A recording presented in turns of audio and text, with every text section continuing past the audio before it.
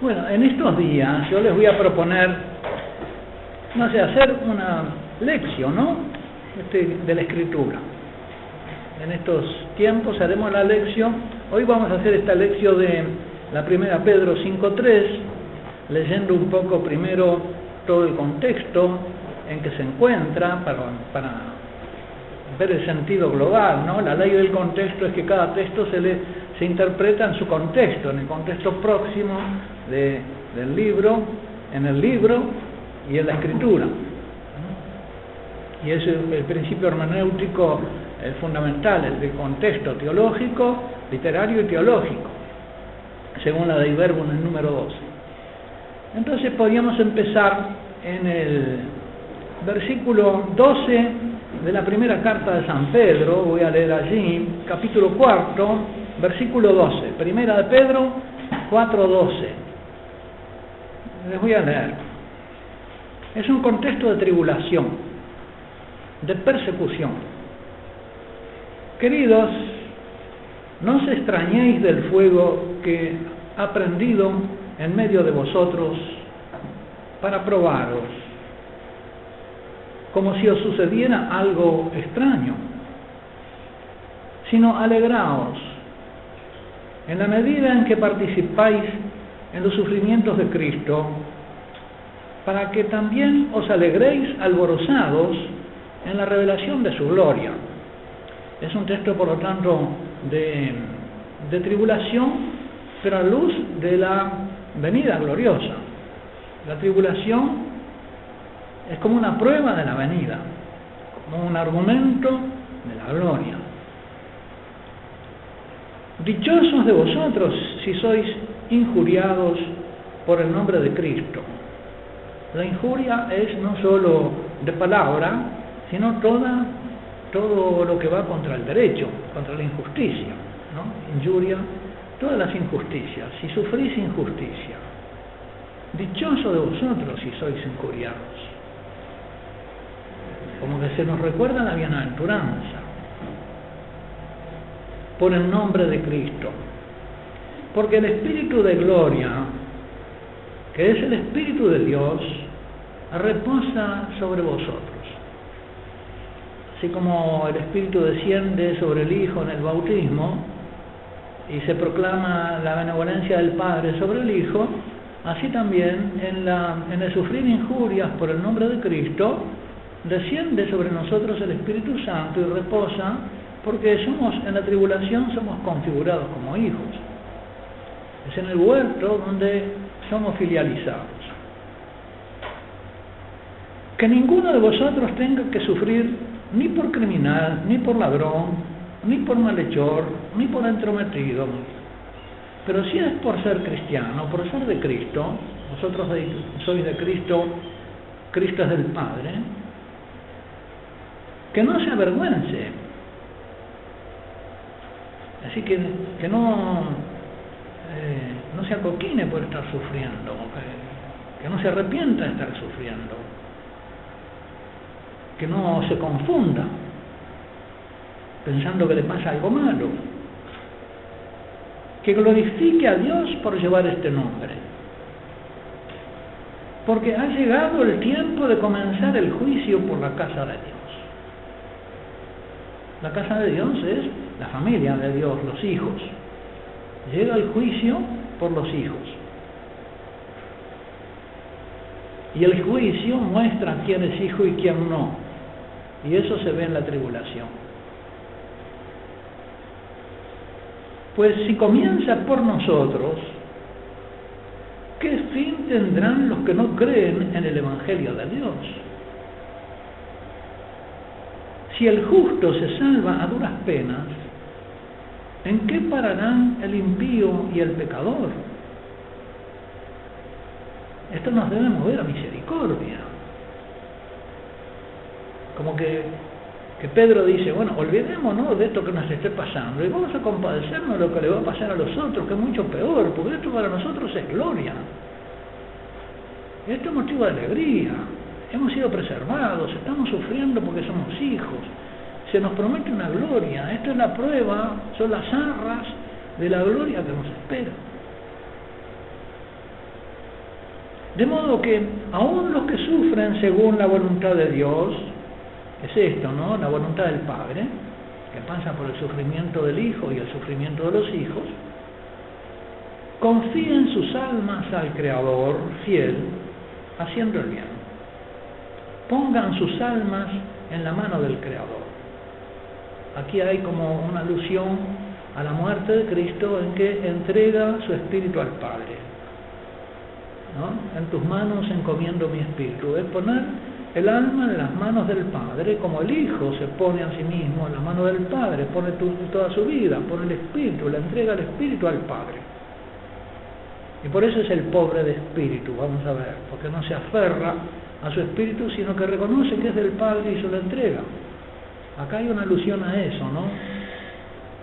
Por eso es un contexto martirial, una enseñanza para una comunidad que sufre la persecución injusta, un incendio, bueno, que no se extrañe, no sea que se pierdan en la bienaventuranza que se les ofrece. Y ahora dice, a los presbíteros, la Biblia de Jerusalén traduce ancianos, pero eso, vamos a ver, es una interpretación unilateral o discutible de la palabra presbítero. A los presbíteros que están entre vosotros, los exhorto yo, presbíteros como ellos, voy a cambiar la palabra anciano por presbítero, presbíteros como ellos, testigos de los sufrimientos de Cristo, partícipe de la gloria que está para manifestarse, apacentad la grey de Dios que os está encomendada, vigilando, no forzados, sino voluntariamente, según Dios, no por mezquino afán de ganancia, sino de corazón, no tiranizando a los que se os ha tocado cuidar, sino siendo hechos modelos de la grey. Y cuando aparezca el pastor, el archipastor, acá traduce el mayoral, pero es el archipastor, ¿no? El pastor de los pastores, recibiréis la corona de gloria que no se marchita. De igual manera, jóvenes, dice, en oposición por ancianos, sed sumisos a los presbíteros. Bueno, y sigue otro.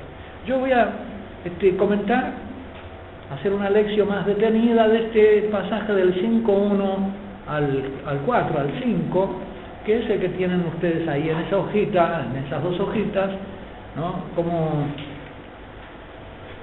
Y les adelanto la tesis, y es que los presbíteros no son los ancianos, son los mayores en algún sentido, le dicen los diccionarios del griego, ¿no?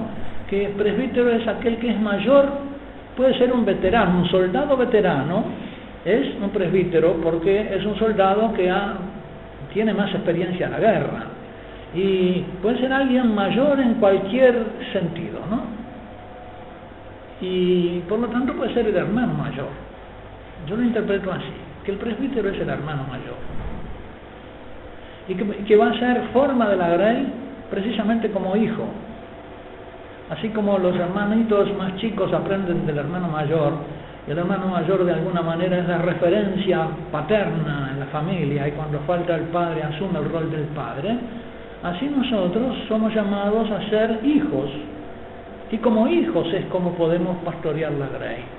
Cuanto más hijos somos y hermanos, digamos, hermanos mayores, y por lo tanto, ¿qué tenemos que darle a nuestros hermanitos? El ejemplo de ser hijos. Ese es el resumen que les adelanto de lo que vamos a ver, que afirma aquí Pedro. Hay una introducción.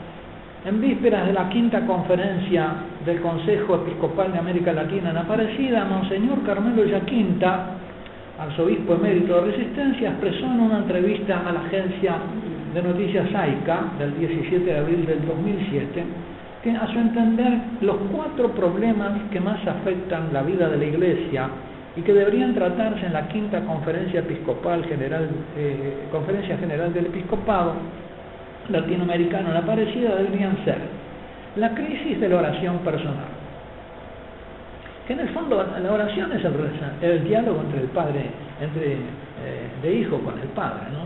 La oración personal, la oración cristiana es el Padre Nuestro.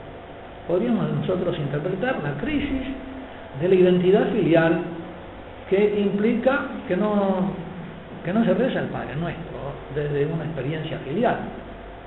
La falta de fe viva en los ministros de la Iglesia. Esto toca a los sacerdotes. Yo llamaría la falta del sentido filial, de la fe filial. Tercero, la homilía dominical, que es consecuencia de lo otro, ¿no? Si uno no tiene una oración filial con el Padre y no tiene, entonces tampoco predica acerca de lo fundamental, que es enseñar a los demás a ser hijos. Y se va por las ramas políticas o quién sabe. Y cuarto, la enseñanza de la doctrina social de la Iglesia, que en realidad es el relacionamiento con los hermanos y con todos los hombres, ¿no? Así que consecuencia también del ser filial, el relacionarse fraternalmente con los demás hijos y humanamente con las demás criaturas. 3 de los 4 problemas nos tocan, pues, y nos interpelan principalmente a los sacerdotes. Si somos hombres de oración, maestros de la oración, si es viva nuestra fe de servidores de la fe de los creyentes, y si sabemos servir el pan de la palabra. Y todo eso en clave filial paterna. Voy a proponer entonces la lectura comentada del texto de la primera carta de Pedro, y ya paso a la lectura del trocito que leo de nuevo según mi traducción, ¿no? 4:19. Tomo un poquito antes desde el versículo anterior. Así que los que padecen según la voluntad de Dios, después de ese contexto martirial que habíamos visto, pongan sus almas en manos de su fiel Creador. Esto dice el griego traducido. Les pongo después el texto griego a la vuelta. Es literal. Pongan sus almas en manos. ¿Ven? Esto trae la reminiscencia inevitable de Cristo entregando su espíritu en manos del Padre. Es bien una reminiscencia filial, sin dejar de obrar el bien, sin dejarse acobardar por el mal, como diría San Pablo, no vencer el mal con el mal, sino el mal con el bien. ¿Cómo se vence el mal? Obrando el bien. 5:1. A los presbíteros, pues, de entre vosotros, les exhorto yo, el compresbítero y testigo de los sufrimientos de Cristo. Su testimonio se remonta, como el más antiguo de los hijos y de los hermanos, a la pasión, y también el copartícipe de la gloria que está próximo a manifestarse. Apacentad la grey de Dios que os está encomendada, vigilando, no forzados, sino espontáneamente según Dios, no por mezquino interés, afán de ganancia, sino generosamente, ni como enseñoreándose de la suerte confiada, sino engendrados, en la Vulgata agrega exánimo, dócilmente, como modelo de la grey. Y cuando aparezca el Pastor Supremo, recibiréis la corona de gloria que no se marchita. De igual manera, los menores sujetados a los mayores. Esto es para los fieles entonces, ¿no? Los hijos menores que se sujeten a los hijos mayores. Y todos revestidos de sentimientos de humildad. La humildad cristiana es saber que el Hijo es todo recibido del Padre y no tiene nada propio. Por eso Jesús se puede poner a sí mismo como modelo de la humildad. Aprendid de mí que soy manso y humilde de corazón. Porque el Hijo no tiene nada que no sea recibido del Padre. Y tiene la conciencia clarísima de eso, además gozosa de eso, de no tener nada propio, sino de ser todo recibido del Padre. Vamos a comentar entonces. El pues, así que, 4:19, ¿no? Así que, pues, nos lleva a leer esta enseñanza dirigida a los presbíteros y pastores de la Iglesia, como lo hemos hecho a la luz del pasaje antecedente, el contexto próximo, desde el 4:12 al 19. El contexto hablaba, como vimos, primero de los sufrimientos de los cristianos a la luz de los de Cristo. Compartís los sufrimientos de Cristo, gozaos. Después, de un juicio que comienza por la casa. porque es tiempo de que comience el juicio por la casa de Dios, por la familia, el Padre, por los que son hijos.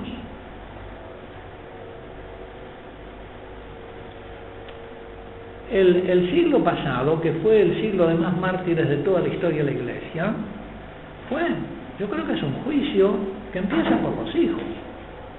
Ellos fueron juzgados y encontrados hijos, porque el martirio fue la demostración de que lo eran.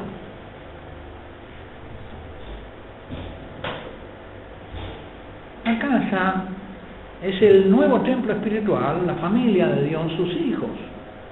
3. Por último, así que, nos remite al versículo inmediatamente antecedente. Aún los que padecen según la voluntad de Dios, pongan sus almas en manos de su fiel Creador, sin dejar de obrar el bien. El fiel Creador es el Padre, que hará de los pastores modelo de la grey, hechos modelos de la grey. Ya vamos a llegar al comentario de esto y a fundamentarlo exegéticamente. Si ponen su alma en las manos del Padre, de buena gana, como exánimo, como explica la glosa de la Vulgata. 3.2.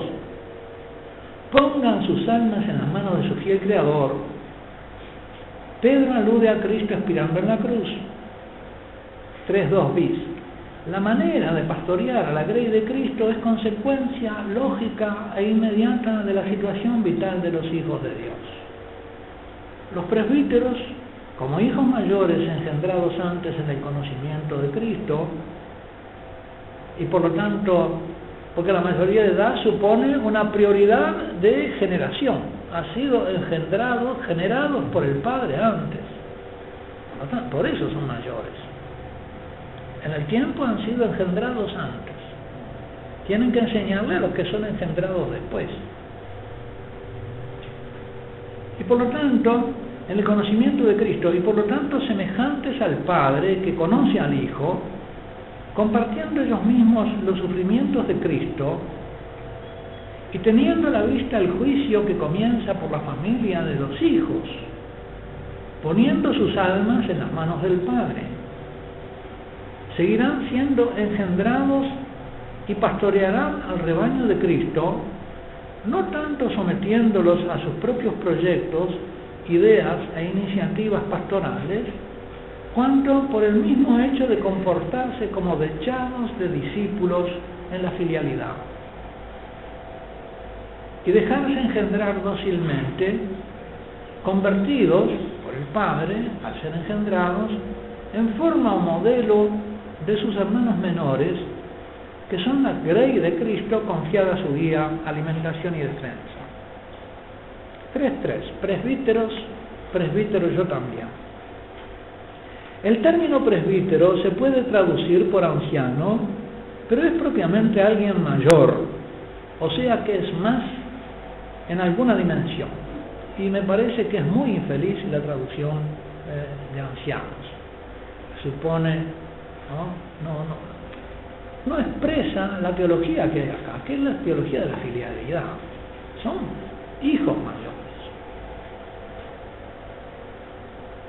En el Antiguo Testamento, los ancianos que se sentaban en la puerta de la ciudad para juzgar eran hombres provectos en sabiduría, en virtudes cívicas, como Boaz en el libro de Ruth, que no era ningún anciano, era un presbítero, pero no era anciano.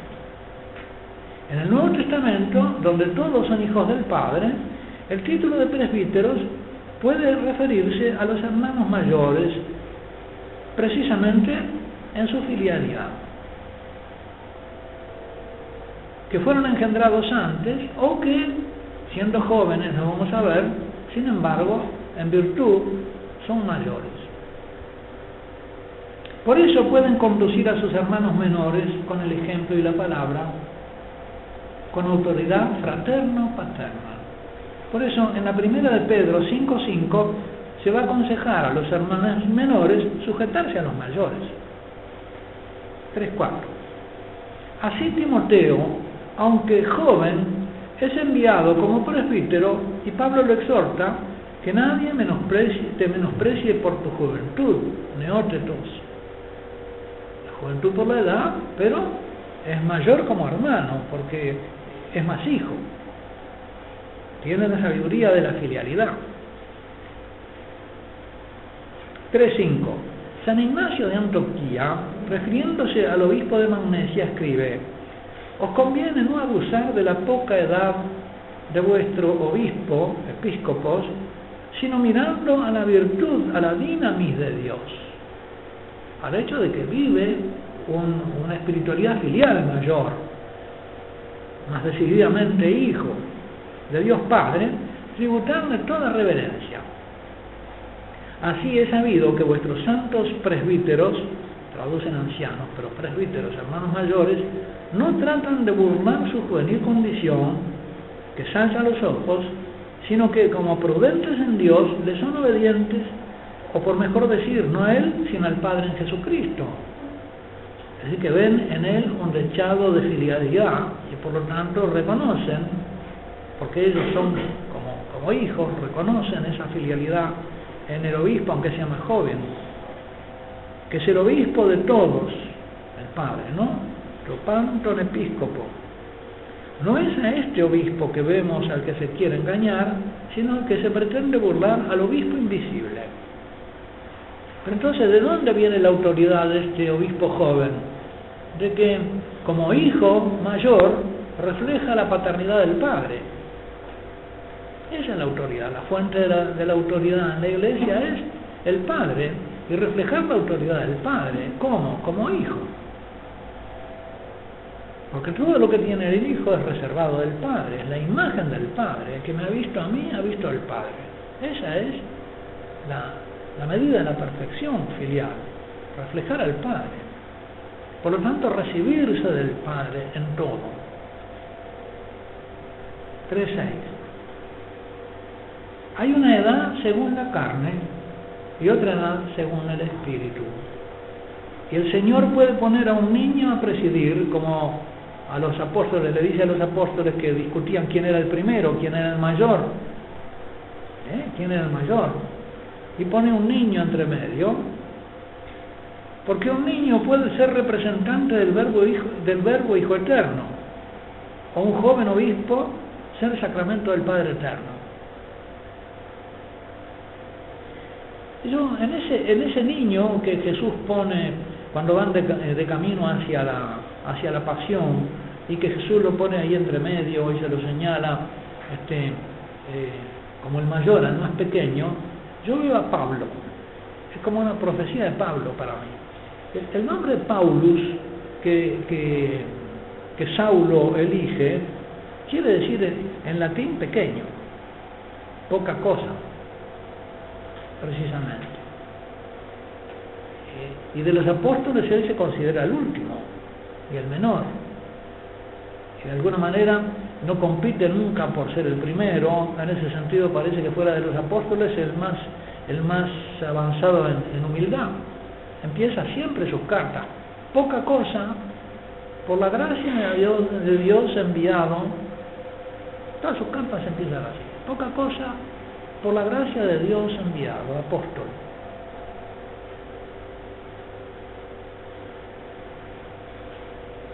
Como que esta es una conciencia muy clara, ¿no? Por la gracia de Dios soy lo que soy.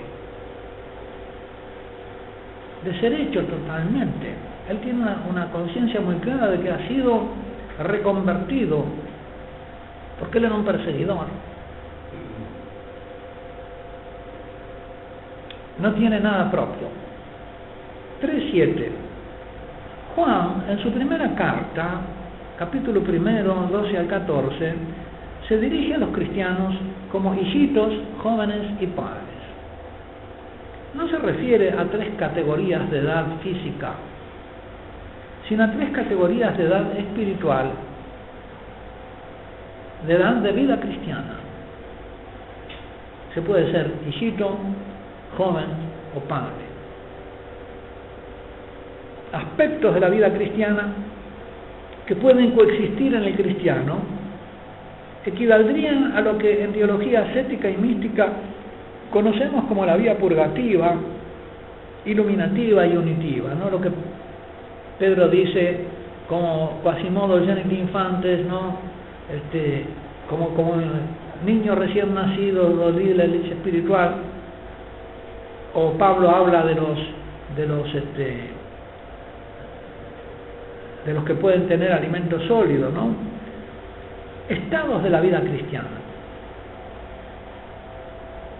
A los corintios les dice, sed imitadores míos como yo lo soy de Cristo, pero a los efesios les dice directamente, sed imitadores de Dios. 3.8. Hijitos, jóvenes y padres son también 3 aspectos por los cuales todo cristiano y toda la comunidad de cristianos reflejan sí la semejanza trinitaria. Con el Hijo, primero con el Hijo, hijitos por el nuevo nacimiento y el conocimiento del Padre. Segundo, el Espíritu, jóvenes por el vigor y la victoria sobre el maligno. Y tercero, Padre por el conocimiento del Hijo. Nadie conoce al Hijo sino el Padre, nadie conoce al Padre sino el Hijo. De modo que en cuanto se conoce al Hijo, es Padre, en cuanto se conoce al Padre, se refleja el conocimiento del Hijo. Son semejanzas trinitarias de la vida cristiana. 3.9. En este horizonte de significación, los presbíteros, los mayores, serían cristianos que han alcanzado la edad madura, adulta, en la fe, por su fidelidad en las tribulaciones y persecuciones. Precisamente allí es donde se alcanza. Somos engendrados en el huerto. El huerto es el lugar privilegiado de la manifestación del ser filial. Son de los que Juan caracteriza como padres porque participan en el conocimiento perfecto que el Padre tiene de su Hijo. Os escribo a vosotros padres porque habéis conocido al que es desde el principio. 3.10. Hay además una pequeñez en la carne en la que Dios puede obrar grandes cosas para que brille su poder en la debilidad humana y el hombre no se atribuya su obra.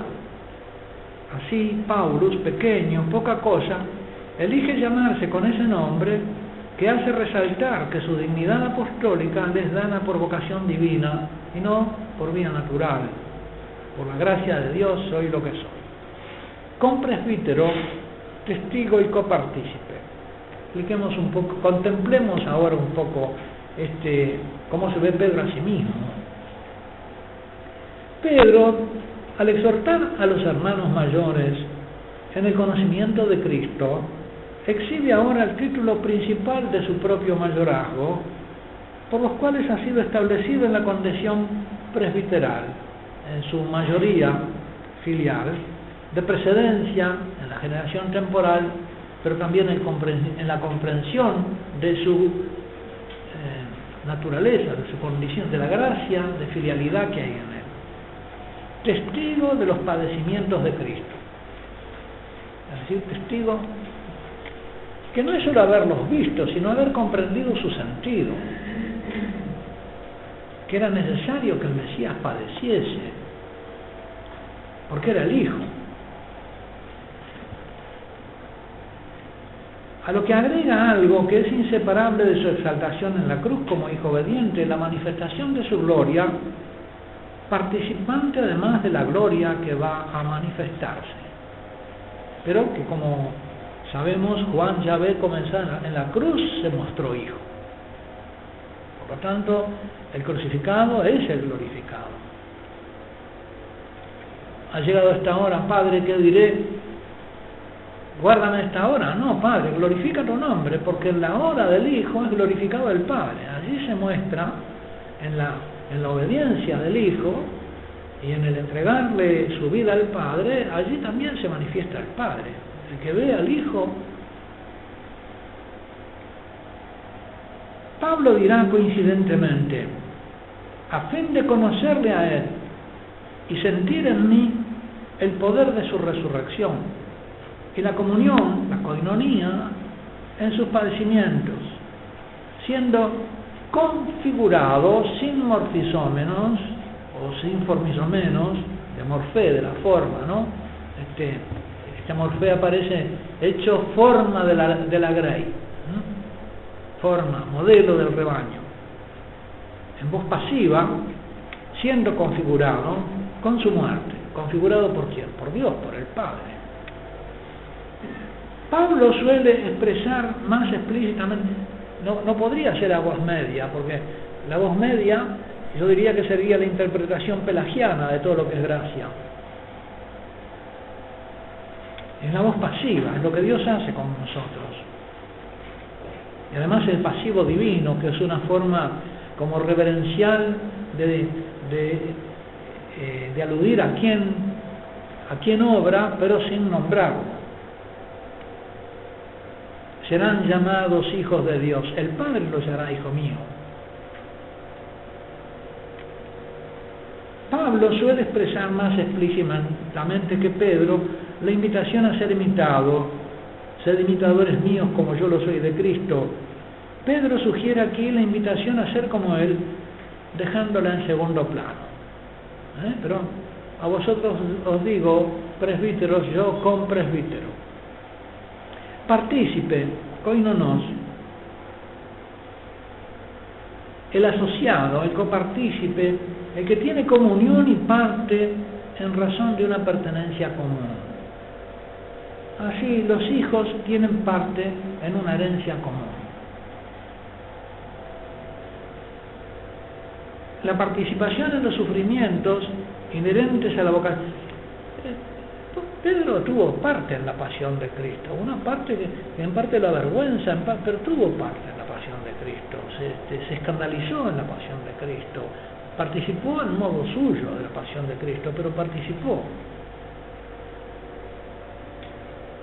La conoció desde, digamos, al mismo tiempo que conocía la grandeza de Cristo, experimentaba su propia miseria, pero participó así en la pasión de Cristo. Y de esa manera se purificó de lo que era. Y fue engendrado en ese escándalo por la pasión de Cristo, fue engendrado por el Padre en un hijo mejor. Arras y garantía de la participación en la gloria aneja que les es común. Los que quieran vivir piadosamente en Cristo padecerán persecución. Y la persecución uno la padece como puede, y según la medida de su gracia también.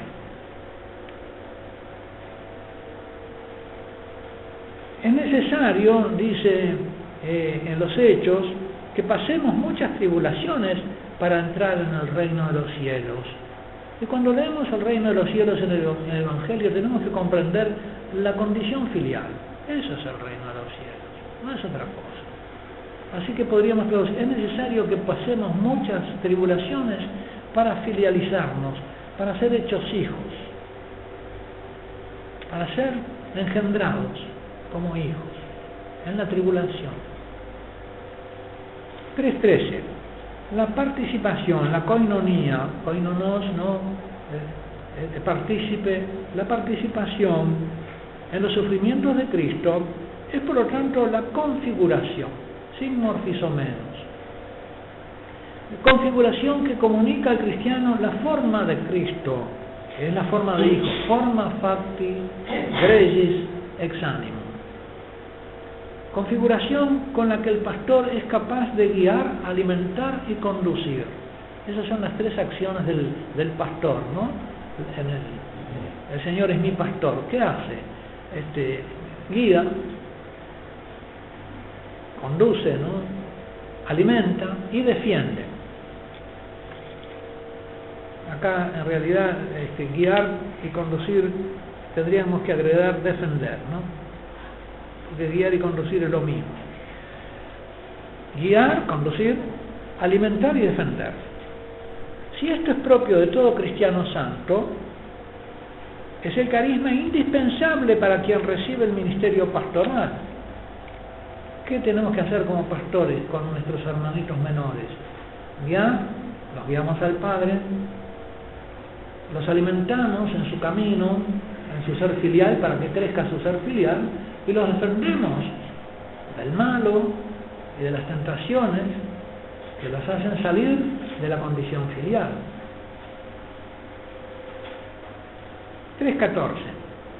la misma identidad cristiana, la misma identidad filial, la configuración, ¿no? El tener la misma figura, y la conformación, tener la misma forma con el Hijo, la comunión en sus padecimientos por ser Hijo, son el cayado del pastor. Como decía San Agustín, para vosotros soy obispo, con vosotros soy cristiano. Y porque soy cristiano puedo ser obispo. Lo primero comporta un peligro, lo segundo una salvación. Y ahora vienen los consejos entonces del compresbítero y los presbíteros. Pastorea vigilando, poimanate episcopuntes. La acción pastoral se presenta aquí como una vigilia de pastores que guardan el rebaño de día y de noche, aguardando la venida del Señor. Los verbos, poimanate, episcopuntes, recuerdan las recomendaciones escatológicas de Jesús en Marcos 13, 33 al 37. No sabéis en qué hora viene el dueño de la casa, vosotros vigilad, y que son verbos de pastoreo, episcopeo, es la mirada permanente, inteligente, acerca de lo que ve suceder a la grey del Señor, que puede venir en cualquier momento de la noche. 3:16. No, sino. No forzamos, sino. Hay tres adversativas. Pedro pone a continuación tres cláusulas adversativas que muestran cómo no debe pastorear vigilando el presbítero y por el contrario, cómo debe hacerlo. Dice, la primera, no forzados, sino espontáneamente. Según Dios, catateón, es decir, es según el ejemplo que da el Padre, fuente de la gracia y de la iniciativa creadora y salvadora, ¿no? Es el beneplácito de su voluntad. No es forzado, el Padre es la fuente espontánea según el Padre. Acá Dios es el Padre. Acá hay por lo tanto como una contemplación de la acción trinitaria. Tenemos como el modelo de la acción pastoral al Padre, que es espontáneo y no forzado, libremente, ¿no? Es la fuente de la libertad, el Padre. Segundo, no por mezquino afán de ganancia, sino generosamente, próximos, como el Hijo. Porque el Hijo se entrega por nosotros.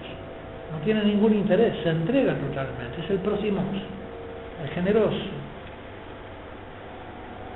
Y tercero, ni como enseñoreándose de la suerte confiada, sino engendrados dócilmente como modelos de la grey. Y así es como rige el Espíritu Santo, Señor y dador de vida. Es el amor que gobierna sin dominar, sin apoderarse, sino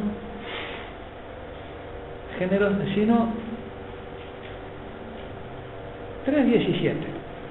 Intuyo en esta fórmula ternaria la inspiración trinitaria, en la que, primero, el Padre es la fuente de la generosidad y de la gracia, de la misericordia libérrima, a la que Pablo gusta llamar el beneplácito de su voluntad, con la que nos agració en el amado, dice, ¿no? Segundo, el Hijo es el que, próximos, existiendo en forma de Dios, no se aferró a su condición divina, sino que por amorosa obediencia al Padre, que despojándose de todo, se anonadó a sí mismo y tomó la condición en la forma de un esclavo para alcanzarnos la libertad.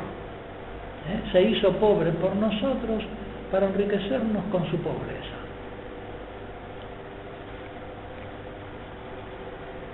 Desnudo en la cruz, entregó su espíritu al Padre y a nosotros su Madre.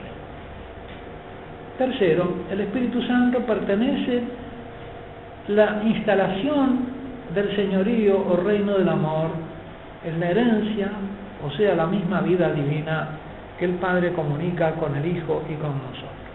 Bueno, después, mañana, si Dios quiere, terminaremos esta contemplación con lo que nos queda para contemplar.